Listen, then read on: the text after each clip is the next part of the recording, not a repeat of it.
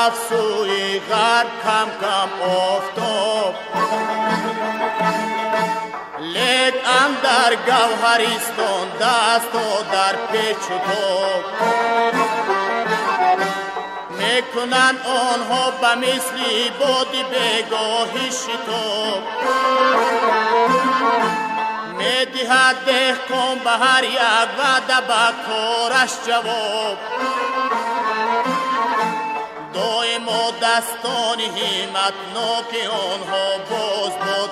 دایم و دستان همتناک آنها باز بوده.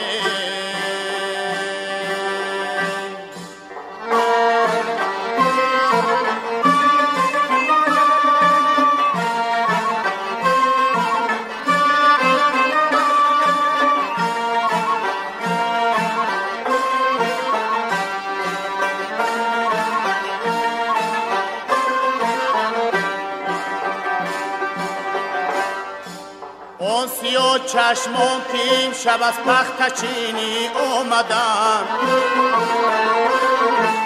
چون چراغی روشنی هر شب نشینی آمدند،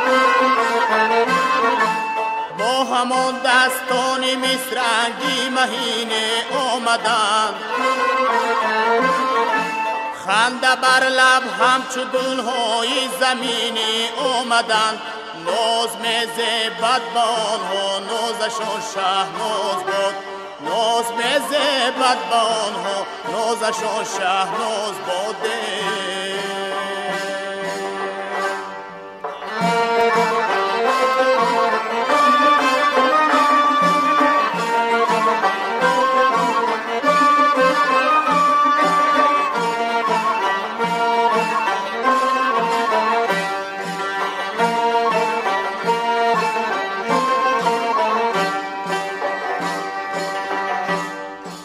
پختکار را دست و بازو یک نبیند درد را،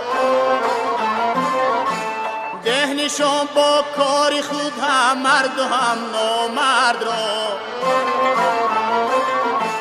دختران موهایتان هرگز نبیند گرد را، گرم سازتان به دلها خانه های سرد را، در فضای ما سخنهاتان طنین انداز بود، در فضای ما سخنهاتان طنین انداز بود، ناز میزبد با آنها نازشان شهناز بود.